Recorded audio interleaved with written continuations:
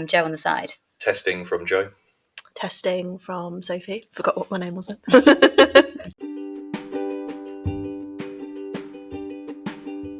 Welcome to a brand new episode of Talking Lab Live. We are your hosts. I'm Lucy, speech and language therapist and director and founder of Talking Lab Speech and Language Therapy.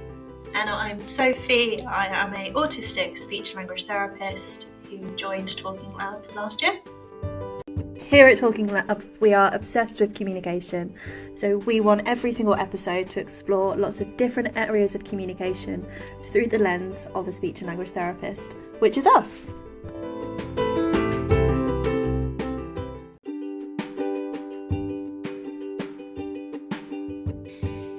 In this exciting episode of Talking Lab Live, we are welcoming our first ever special guest, Joe Dowds, a former Petty Officer of the Royal Navy. Joe spent many years as an engineer on the Vanguard class of naval submarines as part of the UK's nuclear deterrent programme. Joe shares with us his experiences of working at great depths under the sea, and we grill him on all aspects of submarine life, including sleep, fitness, and entertainment. We learn all about submarine communication, what messages can be transmitted from the mainland, and how submariners manage to keep up to date with events from the news, their family members, and most importantly, the football scores. We had so much fun chatting with Joe, and we know you're going to love this episode. In our communication check-in, we're getting excited about Jace's new job, and for Talking Lab Loves, we're recommending a great family day out for nautical enthusiasts. So come and set sail with us as we delve into the fascinating world of submarine communication in this episode of Talking Lab Live!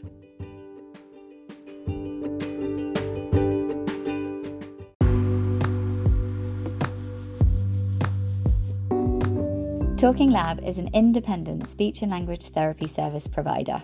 We are a team of 2 therapists dedicated to improving lives by supporting communication. We provide assessment and support for families of children and young people aged 0 to 25, and you can enjoy sessions in the comfort of your own home, online, or at our clinic space in Waterlooville in Hampshire. We offer flexible appointment times, and we promise to never put you on a waiting list. Check out our website at talking-lab.com for a full list of our services and prices.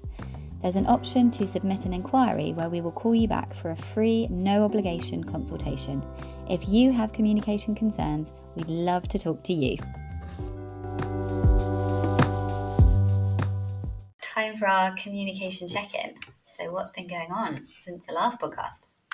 What's been going on? We've had a really interesting and exciting week at home. My wonderful partner, Mr. Rainbird, fiance, has just been offered his absolute dream job. So he is completely over the moon. Naturally, both of us are slightly heartbroken that he'll be leaving his current place of business, as that job has meant a very sweet spot for both of us, because it's actually where we originally met, was at the same workplace.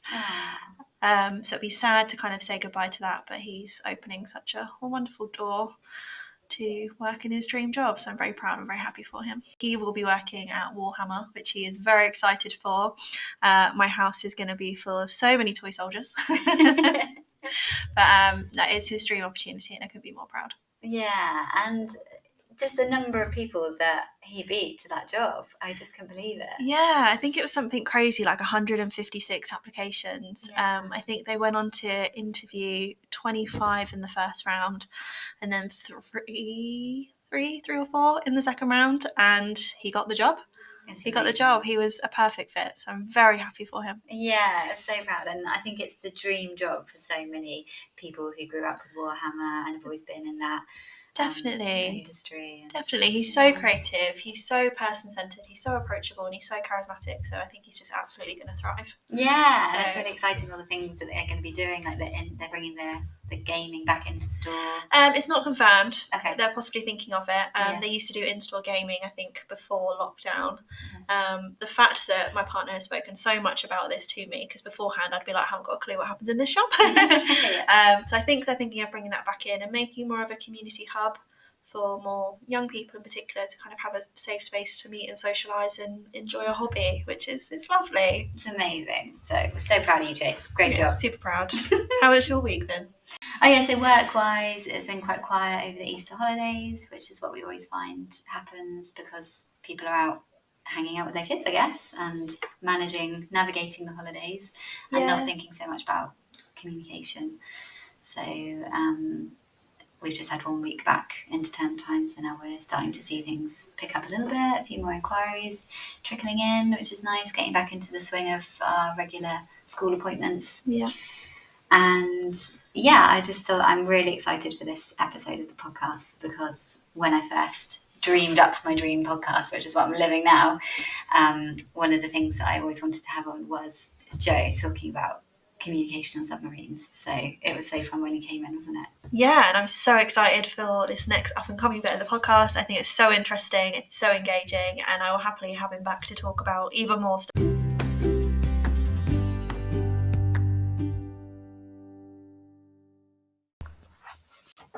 So we've got a very exciting episode today because it's our first ever special guest. So I'm joined by my good friend Joe Dowds, and he has come to talk to us about life and specifically communication on a submarine because you are a civilian now, but in most of your career you've been a submariner. Is that right? That is correct, yes. So can you tell us what your role was when you were in the Navy? Yeah, so hello, my name's Joe. I was in the submarine service for 13 years on the Vanguard class of submarines. My role was mechanical engineer, and when I left I was a petty officer. The Royal Navy has a few different types of submarines, but the Vanguard class is the submarine class that holds CASD. CASD is the continuous at-sea deterrent, so the Royal Navy picked this up in 1960, and this is our strategic nuclear defence for the UK. So these submarines hasn't always been the Vanguard class, but they cycle 365 days a year. There's always one on patrol at sea. They're loaded with the nuclear capability of the UK, and their job is just to hang around in the ocean and, if required, fire a nuclear weapon from an undisclosed position. And the whole point of us being at sea is that we remain undetected for that period that we're there, so there's no way of intercepting us or preventing us from doing that, should we need to. And I think the undetected side makes me feel safer because the thought of that's actually just in our waters is quite scary. And that's the key. It is to our whole point is to remain undetected. If we are detected by any other ship, vessel or submarine from any other country, then we're effectively useless because people know where we are and can intercept us should we need to fire. And do you know, has that ever happened that someone's found out where our subs are? No, so CASD's been going, I want to say 53 years now. Wow. And it's never been broken. So this might seem like a really silly question, but you spoke about kind of the swap around with the subs and kind of how does that work? So during a submarine's time at sea, they have the patrol. The word is patrol. That's just kind of what it's known as. That means it's the submarine that's going to receive the firing signal. So when we swap over, the other submarine will come out of port, go out to sea, dive. A load of test communications will be done, and then that submarine will take the patrol, and that means they'll now receive the firing signal. And the off-going submarine can then open up its communications again, surface, come back to port. I see. So there's this one moment where it's like you are no longer the boat that's going to receive that go nuke message. Now it's the other boat. Yeah, and that's conducted at sea, so it's an instantaneous handover. I see. And I'm assuming with the swap, it's also a different change of crew. The ongoing submarine will have a whole new crew on it that have just been out and done a load of training exercises in preparation for this. And then the offgoing crew, will come back and they'll have some time off with their families. Yeah. Wow. And is there like a certain amount of time that you're kind of expected to be kind of down there for, or is there like a limit? So it's generally, during my time, it was about 4 months. But as time's gone on, it has crept up a bit just due to the age of the boats, really, and the extended maintenance that needs to be conducted before they go out to sea. So they're doing up to 6 months at the moment. And is it true that they typically don't allow females kind of within the subs for that period of time? No, so that was true for the bulk of my career. The back end few years, women were allowed on subs, and we started seeing women come through, and they just did. There was no issues at all. They did the exact same job as the men. I think back in the older times there was some sort of vision that it might not work, but it absolutely worked. There's always been, I don't know how true they are, rumours about spending that amount of time being that close to a reactor having issues with fertilities, but in reality the amount of radiation you're getting from the reactor with the amount of lead shielding and everything we have in place is absolutely minimal. Because presumably that's always being monitored, like how much radiation is coming out of those. Yeah, absolutely, continuously being monitored to a very high level. And you're getting no more radiation than you would from anywhere in the world, from the sun, from the rocks in Cornwall.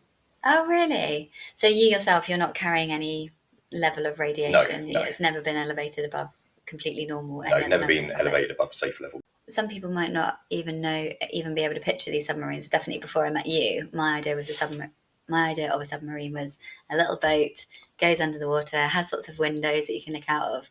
But actually, the subs that you're talking about are very, very different to that. So can you describe what it's like to look at? Yeah, so people often picture these really kind of small, clanky, dangerous devices, but in reality, they're absolutely ginormous. The Vanguard class are 150 metres long.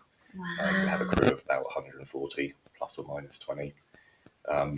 It's not when you think of kind of ducking down and cramping everywhere. There's a lot of tight spaces, but there's also a lot of big spaces on board as well. A lot of equipment to carry.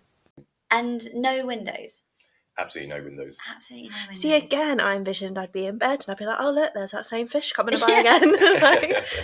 That's so crazy. So what do you do instead? You've got these 150 people. You're just on board tinkering away, making sure everything works. Yeah, so in my position, generally, there'd have been 3 or 4 of us. So we just work a daily routine. So we'd split that day, either 3 or 4. So if we were 4, we'd do 6 on, 18 off. And that's 3 or 4 engineers? Yes. So there'd always be one in the engine rooms doing what needed to be done. And that would be your 6-hour on watch. And then you'd have 8 hours off watch. So you'd come off watch. We had a gym on board that was quite basic, but everything you kind of needed to get an exercise workout done. So how big would that be? How big would the gym be compared to like this room? Oh, I mean, we're talking like, I know you guys can't see it, but we're talking kind of here to there. Like this sort of kind space. Of like a 2 metre by 2 metre kind of square. Yeah, me and my friend we were on the same watch. He was in a different position, so we'd come off watch and train in this very small area. And it was very hot down there as well, so we'd both be kind of topless, literally right next to each other, just taking it in turns. But it was great fun. Yeah, it was really good. Amazing. So yeah, you do that. You'd have your food. Meals were kind of at set meal times, so you'd work your routine around that. And to be honest, generally, you'd sleep and watch a lot of films and TV. Everyone on board had their own hard drive that was packed with films and TV series. I was about to say, I'm assuming Netflix doesn't quite reach that far. No, it's nothing like that, but a lot of people did a lot of work of downloading stuff before we went, and then everyone would swap hard drives and kind of download each other's films. Yeah. And there was quite a few instances where Vikings came out, that everyone would become obsessed with Vikings, and that's all people would talk about for that 3-month deployment.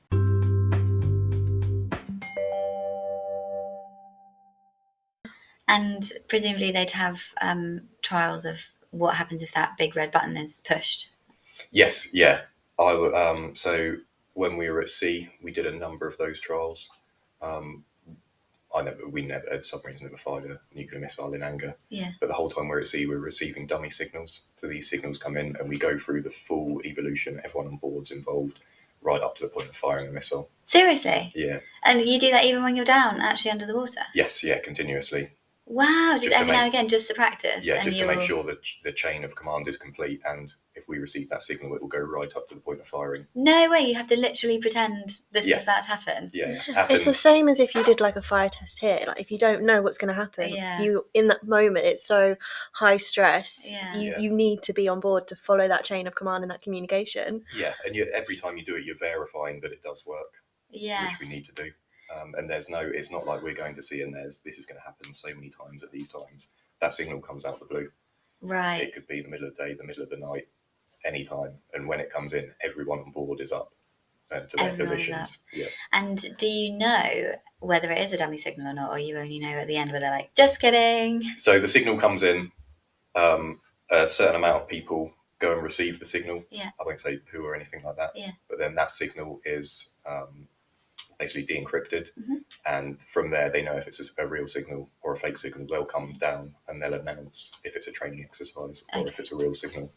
And with that, so this might be a really silly question, but I know nothing. So I envision you've got like a circular kind of compass thing that does the little spinny thing, and you get like a little white blob on there that you're like, oh, that could be something. And then do you listen to see like, I can hear if that sounds like, I don't know, a manatee, or that might actually be another person? Or So is that kind of how it works? Yeah, so on board we have active and passive sonar. Again, this is a bit of a myth from TV shows. So the active sonar is the sonar, the circle that you were talking about, the line going around, pinging signals. And that relies on us pinging out a signal from the submarine and receiving feedback. That is absolutely not done. If you ping a signal out from the submarine, you're giving your location away. Interesting. So all the sonar is done passively, which is a line of people sat on headsets, looking at screens, and hearing noises around them and being able to say what they are. And so you're not sending anything out; you're just listening to what's coming in. not sending anything out. If you ping a signal out, then you give your position away essentially.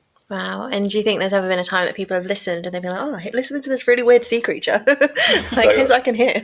So the guys, navigation guys that are trained to listen to this stuff, they're really good. So if we're there at the front of the submarine, if we're at the back of the submarine in the engine room, we're getting a bit carried away. So there's some maintenance going on. We're making a bit of a racket with tools. We'll get a phone call and they'll say, we can hear you back there. You need to keep that noise down. Because noise is very highly controlled. Anything on board that transmits out gives away our position, even to the point when we have quite big bulky shoes that are part of our rig alongside. Once we go to sea, we're allowed to wear kind of softer shoes like plimp soles, stuff like that, just to minimise noise as we're walking through the submarine. It's kind of to that higher degree. So I'm guessing that means no parties.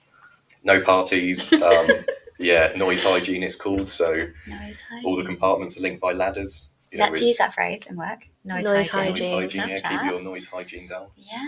So ladders, if you've got people running up and down ladders, that's transmitting to the hull. That's potentially, because if there's another submarine out there, they've got the same people listening for signals.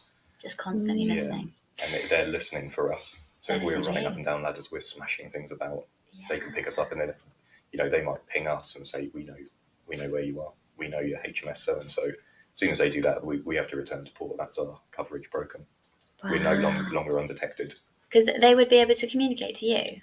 Yes. From a different boat, a different country's boat? Yeah, so they might not be under the same regulations as us. There's smaller submarines in our fleet and other countries' fleet called hunter-killers. They're out trying to track down the bigger boats that have got the nukes on. So they're not to risk. They make a lot of noise and they don't care. But if they track us and they find us and they let us know that they know where we are, it's like a really big, scary game of tag, isn't it? Like, found you. It is, yeah. The other country's objective essentially is to track us down, because then they can stay on our tail, they can stay behind us, and then if they hear hatches starting to open and us going through the procedure of firing a missile, they can just end it there. And that reason that we're out there, the continuous at-sea deterrent, then becomes pointless. And I'd like to think initially that other people would be like, right, I found you. Please move away or something, rather than just like, I found you, red button. It's not like that. It's all it's essentially all war games, because we're relatively in peace times at the moment. It is just war games there. So the Russians' objective would be to find us and say, we know where you are, and they know that's just caused us an absolute nightmare. We then have to go back to port. We have to get another submarine that might not be ready, deployed very quickly and silently. Oh God. And you've also mentioned before, because every time I see you, all I do is quiz you about submarines. But you've mentioned the fact that two submarines have collided because they're both so good at going undetected. So it happened. It happened in the Atlantic. I think about 2007. It was before I joined. It was HMS Vanguard and the French submarine. The French have a very similar program to us. So they have these big bomber submarines that are out deployed as well, and just. You're talking about the size of the Atlantic, like a needle in a haystack. These two managed to just hit each other, and they both did some substantial damage to each other. They both had to return to port. Oh my God! But it just shows how good we are at remaining undetected. The submarine's covered in acoustic tiles, so any noise that kind of, if someone was to ping us, this would hopefully absorb it, and it wouldn't send back a signal that we're there. And we were listening out for them, well, we didn't know they were there, but we're constantly listening out for submarines. They're constantly listening out for submarines, and we managed to hit each other without knowing each other were there. That's unbelievable. So yeah, it shows how kind of good they are at being undetected. Yeah. You know, as soon as that sub goes underground, that's it. No communication between sub and mainland unless it's the signal for via that. Yeah, so it's essentially receive-only transmissions. Receive-only transmissions. As in, you're able to receive from the mainland, you just can't then communicate back to the mainland. Yeah.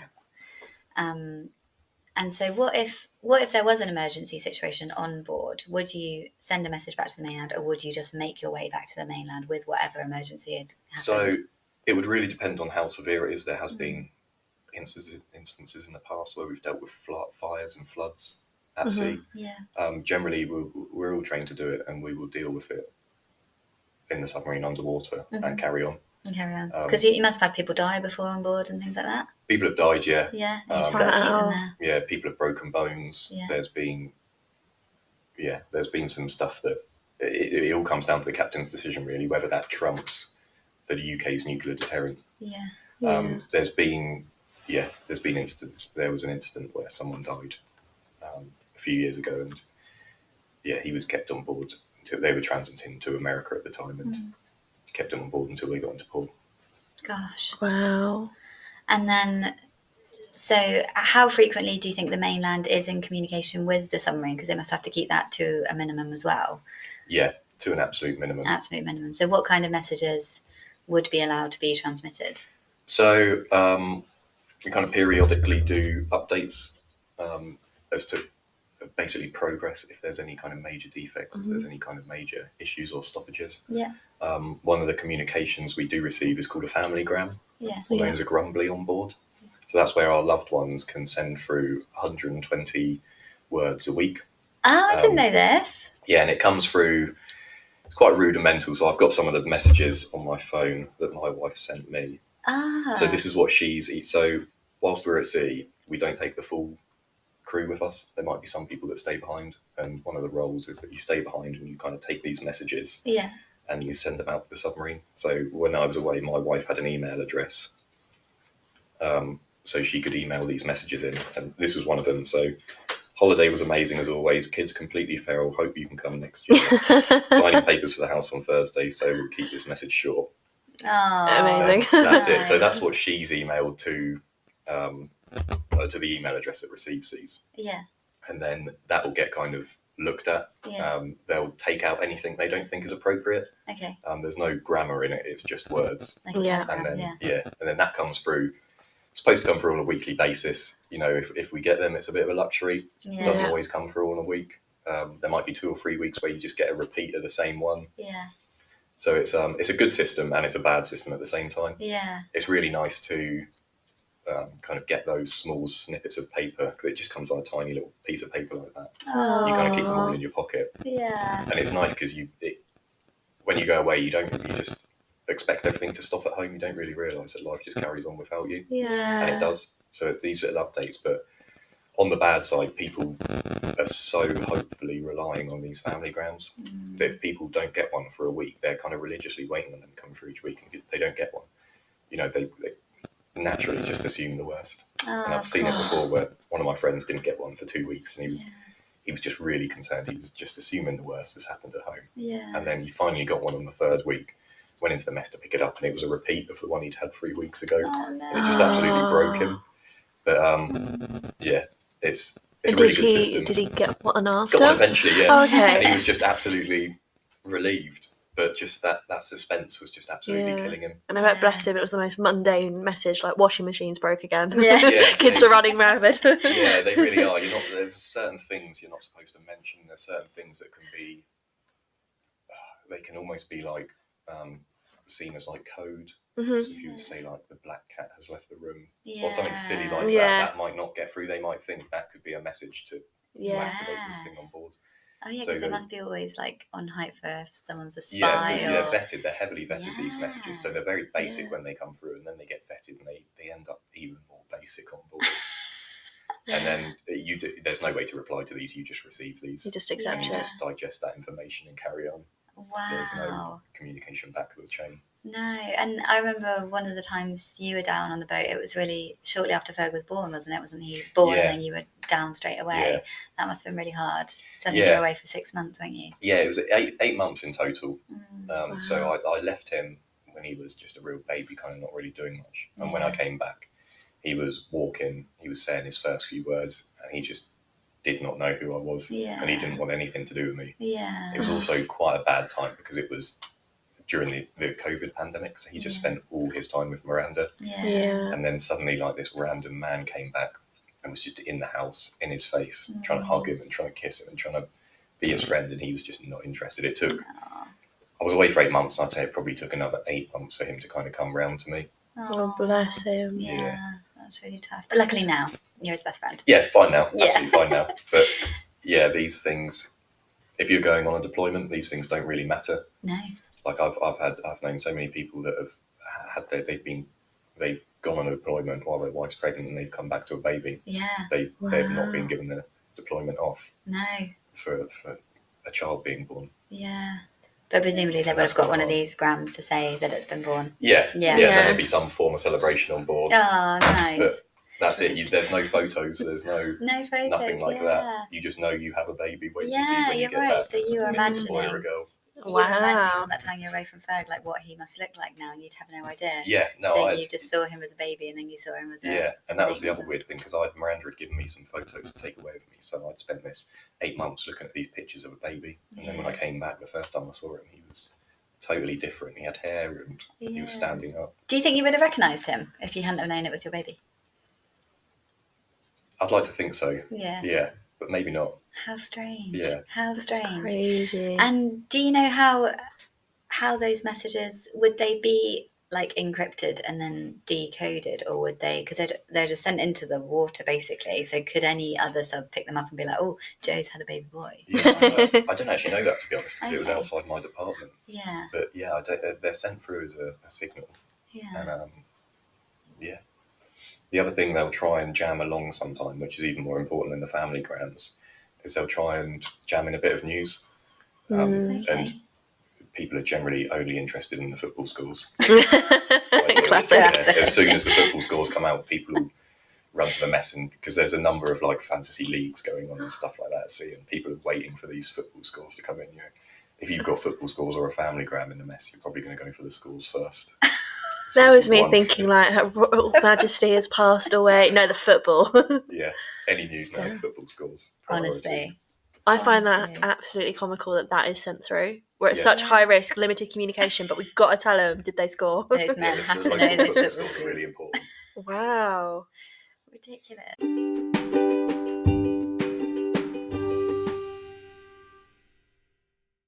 And Joe, can you tell us some more about communication on board, how you communicate with each other? Like, you got phones, you got like a beep system? So we have just like a local online phone system. So almost every compartment has a handset, and you can pick it up and you can dial other compartments. So just like a kind of cable one? Just a local cable phone line that goes throughout the submarine. We also have a full broadcast system. So like you'd see in like Sainsbury's and Tesco's family system. So we have those, and we have it to local areas. So a full broadcast will broadcast across the entire submarine, which is what you don't want to do because everyone hears it, and that's for pretty important messages. And then we have local ones. Like football scores. So you have local ones in the engine room. So in the engine rooms, it's quite noisy. So we wear ear defenders. But they have a magnetic loop pickup. So you can get on a local, we call them gobsticks, and you can talk down it, and everyone wearing these headsets in the engine room will pick it up. Wow. So that's because you can't, it's that noisy in the engine room that you can't talk to each other in certain parts of it because it is. So one of the things we used to do is there was a compartment, one of the machinery spaces, as we were coming off watch. As you walk past it, you'd flick the switch to full main broadcast, and that means the next person making a thing, trying to get hold of their mate, saying, "Oh, can you come back here and have a look at this?" They broadcast it across the whole submarine. It would really kick off. Oh, do people get in trouble for that kind of stuff? Yeah, people get in trouble. One of the classic ones is the ship's cap, which is where just you go into any compartment, you flick it on main broadcast, and you do a meow down it. And then that normally causes chaos. And what about like sleeping arrangements? Have you got bunk rooms or? Yeah, so the sleeping arrangements are actually between the missiles. So in the middle part of the submarines, the missiles are standing tall, and then all the bunks are in between them. So they're broke down into messes. A mess has 18 bunks in. But I mean, these aren't even bunks like bunk beds. These are slots in the wall. Oh, So wow, okay. yeah, but that is essentially your little safe haven. Yeah. Some people hate it, some people love it. I really liked it because it felt really enclosed. It was a really small space. You had a curtain that you could pull across. Once that curtain was across, you were in your own little world. So I'd watch my films in there. It was that short because I'm quite tall. If I rolled over, I had to straighten my legs out because if my knees were bent at all, they'd hit the bed above, and I wouldn't be able to roll over. Wow. So yeah, that is quite claustrophobic. Yeah. I'll show you some photos afterwards. Wow. But it is very tight. But yeah, for some reason I just quite like that kind of small crevice that was mine. But some people absolutely hate it. And so everyone did get their own one. So it wasn't like if you were awake, someone else was sleeping in your bed, and then you had to keep swapping or anything like that. So once you've qualified on board as a submariner, you get your own bed. But when you first join, you have to hot bunk. Oh God, I'd a hate really that. unpleasant experience. That is really So unpleasant. when I was hot bunking with this guy called Fish, who was particularly unhygienic. I was about to say, please don't tell me that's why his nickname was He Fish. absolutely stunk. Oh. So we were 6 on 6 off. We were 1 and 2 when you first join until you qualify. There's a lot of pressure on to qualify, and it's almost like a bit of a ritual, really, as well. So he'd be in bed for 6 hours, sweating in the bed, farting in the bed. Oh God! I'd be on watch. I'd come out the engine room absolutely sweating, stinking, covered in steam and oil. I'd open the curtain. I'd make him get out the bed. As he's kind of getting out the bed, I'm taking my overalls off and getting in it, and then I'm sleeping for 6 hours because I'm just absolutely exhausted. And then 6 hours later, he's ripping the curtain open, making me get out. He's climbing in straight away, and the bunk is essentially hot for the entire trip. Oh no! Warm. That makes me feel so uncomfortable. Yeah, it's quite horrible when you're on 6 on 6 off. When you're working for those 6 hours, that 6 hours off, you just sleep the whole time. Yeah. You kind of eat your food on watch because that sleep is so valuable. Right. And presumably you have very little idea of whether it's day or night. It must all just feel like an airport the whole time. Yeah, it's just, you don't really have days, nights, weekends or anything like that. It's just on watch, off watch. Yeah, because you work every day, because there's no point in not working, is there? No, like, it's just weekends off. Yeah, continuous. Yeah. Wow. On and off.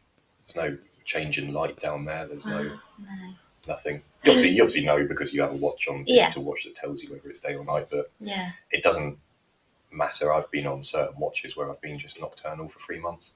My watch would have been like 1 o'clock till 7 o'clock in the morning, and then I've done all my sleeping and everything through the day. Wow. So tell us what it's like then coming back up to the surface after like 6 months under the water. Yeah, so it's really bizarre. So the day you get back is called day 0. We do a count, so we go to sea and we count down. Day 0 is the day you return alongside. Yeah. So suddenly you're thrown back into the normal world. So generally on day 0, there's a lot of stuff going on throughout the submarine. There's a lot of evolutions. Diving the submarine is quite dangerous, but also surfacing the submarine is quite dangerous as well. Right. It's not something you do a lot of the time, so everyone has to be up for it for harbour stations. Yeah, so you've got people that have been nocturnal for 3 months at this point. Yeah. Suddenly everyone's up and you're just expected to be back to a normal day routine. Alongside that, people are just so excited. And it's a really good day, but a really long day at the same time. Yeah. And then as engineers, when we get back alongside the submarine, a lot of people then get off straight away.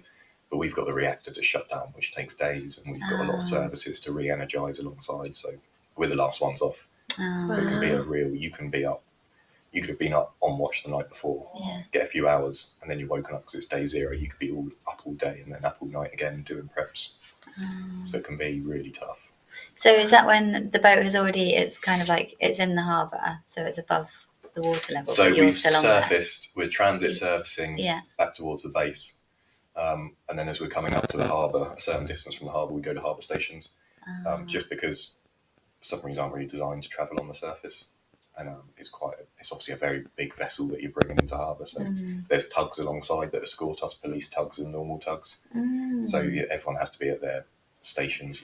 We could accidentally knock one of those. We could accidentally go into the harbour too quick. Yeah. Just because it's quite a big evolution. Yeah. Everyone's up. Yeah. And can you feel the difference in like pressure, like on board the sub as you're kind of surfacing? No. So there's not really any pressure differential. Okay. We stay at one bar atmosphere. generally. But the rush when they start opening the hatches and when they start ventilating from the surface, that the air just smells so different. Yeah. We used to like recycled air and recycled atmosphere. Then you come along with this fresh air. When people first start coming down, you can really smell like the detergent in their clothes. Wow. You can pick it up. So like someone that's coming down got on the submarine to help us bring it alongside, just absolutely stinks. It just smells so strong because you're just used to these bland smells for months on end. How weird. Yeah, it's quite bizarre. Yeah. And then do you take like your phone down there, or do you just leave it on land? So most people take their phone with them. Obviously you get no signal or anything down there, but people would have photos stored in them and stuff like that. As I was leaving the Navy, they were actually starting to not allow phones down there. Just because of even if your phone's not online, you don't have a signal, it's still tracking the accelerometer's still tracking what you're doing. Yeah. So you can get back alongside, and in certain circumstances, you could ultimately track where you've been. Yeah. So they were getting away from that, but predominantly people took their phones. Okay, and then you come back, and is it like when you get off a plane and then, suddenly all these messages come in, but you've got 6 months worth of messages and stuff? What's that 6 like? months worth of messages, 6 months worth of emails, everything like that. Does your phone does it just give up? Yeah, it just like... goes to work.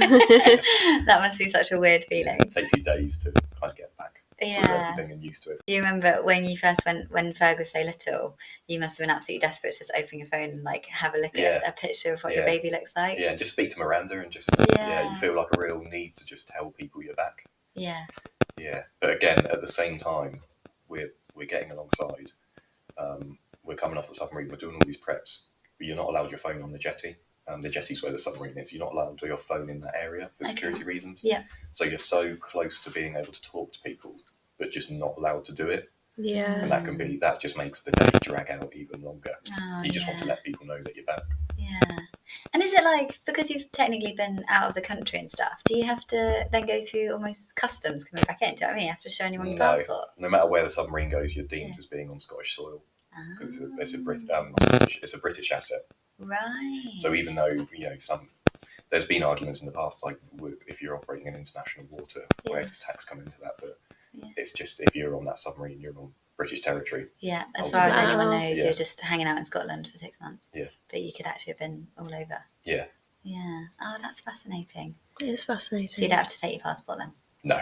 Yeah. No. When I joined, I genuinely didn't know if I did as well. When I first joined, I'd never been to Scotland before, and I thought I had to. I was flying up and down Scotland. I took mine for about a year. I was taking my passport every time I flew. Yeah. So I thought we had to go through customs to go to Scotland. I had a friend in the Navy, so we used to go to America as one of our deployments, just for various reasons. But he'd flown out there. So the submarine was transiting there, and half the crew was being flown out to meet us there. Yeah. So he'd flown out, gone through customs and everything with his passport, was on land, and then when he came back, he was on the crew to go back on the submarine.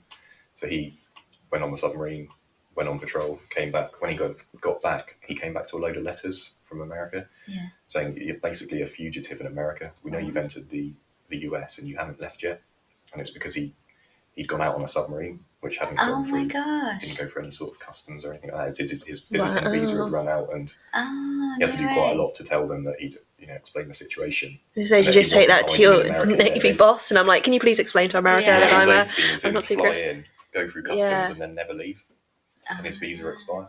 Oh, wow. So, he had a few issues with that. Oh God, nightmare. Yeah.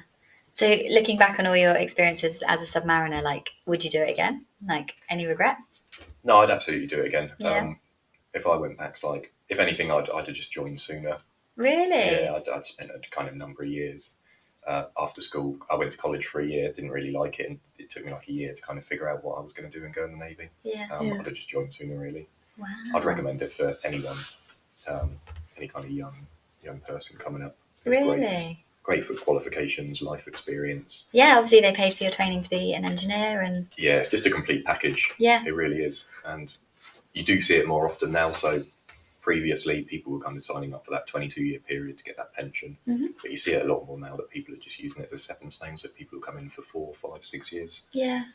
Which there's nothing wrong with, and then they'll leave and they'll go off elsewhere. Yeah. It's not necessarily like if you sign up, you're there for life anymore. No. Wow. And it gives you such great skills to transfer into civilian life anyway, I think. Yeah, absolutely. I think it's just all round good experience for life and qualifications. Yeah, absolutely fascinating. Well, thank you so much. Like, we've taken up so much of your time, but it's been so unbelievably interesting. Oh, thanks for having me on. Even though it's stuff that we've talked about before, but I could just listen to you talk subs all day, every day. It's just so fascinating. And we've learnt loads. Absolutely loads. And Yeah. thank So you. thank you so much, and thank you to the Navy for keeping us safe. Yes.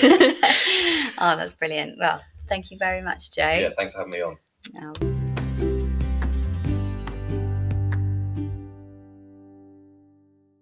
So this week, Talking Lab Loves is Portsmouth Historic Dockyard, as we think it's very in theme with our current podcast chat, and it's just a fantastic place to go to for all. It's relatively accommodating and accessible. There's lots of accessibility information on the website, and it's actually free to visit if you just want to have a look around the docks yourselves. But if you'd like to visit the attractions, then of course that is paid entry. But it includes so many wonderful things, like you've got boats there from Queen Victoria, from Henry VIII, from Nelson, and then it also includes a free, I think it's called a water bus, which will then transport you to Gosport, where they actually have the Royal Navy Submarine Museum. So I've never been to the Submarine Museum myself, but I'd be intrigued to know, if you go, do you actually find out as much communication stuff as Joe was talking about? Sure, do they have not to the same extent, but like how you communicate, I don't know. Like, I don't know what goes on in that museum. Maybe we have to do a Talking Lab day trip. I think we should, Talking Lab day trip to Royal Navy Submarine Museum. But it's a fantastic day out for all families, and I've been there multiple times in the past, and I really, really enjoy action stations. So I think even if you're on a limited budget and you don't want to necessarily pay for all the attractions, action stations is the best one for all round. It's the one that includes a ability course. There's lots of science bits in there. It's kind of like a science museum, a STEM museum. So it looks at like the science, the technology, the engineering, the maintenance of kind of all the Royal Navy aspects, and you can go along and just have a play at lots of different things. There's like one about hydraulics and the waves, and all you've got to do is like spin this little machine to try and get the wave to be at a certain level that the boat can kind of go over and not sink. And there's a building block activity where you've got to try and make sure that the boat's leveled and it doesn't sink, and it really gets you thinking, but it's really interactive. Oh, nice. And so age range, what ages would you say it's appropriate for? For action stations, that's a good question. I think it's even suitable for even little kiddies. Yeah. So I definitely think there's parts of action stations that are probably slightly older. Like I think you can pay to do the rock climbing, which probably wouldn't be as suitable for younger ones. Might have rock climbing as well. Within it, yeah, there's just a big like rock climbing wall. And yeah, but I think for little kids, you definitely. There's even Laser Quest inside action stations that you can pay for. There's I think there's like a Navy simulator. There's loads of bits in there. And actually in action stations, they've also got a cinema.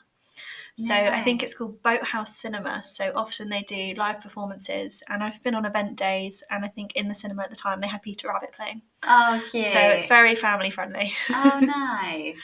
And so ticket prices is quite expensive up front, but then there's the option to convert to an annual pass, which works out as much better value rather than just going for one-off. Yeah, and I think the annual pass is definitely worth it, particularly if you live within the Portsmouth area, because I live quite centrally, and if I had a pass, I probably would end up going at least once a month. Yeah. Just for the odd day. Yeah. It's got so much flexibility there. You can go visit one thing, go home, or you could go and spend a whole day there. There's so much to see and do. Yeah. The Mary Rose Museum is its own separate attraction. So if you did want to visit that is a separate inclusion fee. Yeah. But all of the other ships, I believe there's now a ship that's from World War I, which is a newer attraction. Wow. They're constantly changing the different activities in there. There's loads of other museums about the Navy. Again, you've got the links to Gosport. There's also harbour tours, which is a boat that you go on, and it'll just do a lovely little boat tour around the harbour, and you can see all other ships that are kind of out. And if there is any actual naval ships in port, you kind of go past them and they'll talk you through and explain what you're seeing. And it's just a really great day out. Oh, nice. And you've also been there as part of a previous role as supporting adults with learning disability as well, haven't you? Yes. And they offer free carer tickets. Yeah, so carers go free, which is always a tick in my book. Yes. Such a great idea because it's so necessary. Yeah. You know, these young people need support, and it just feels cruel to make that support pay if they don't need to. So carers go free. I'm all for it. Brilliant. Oh, well, that sounds great. I really want to check it out.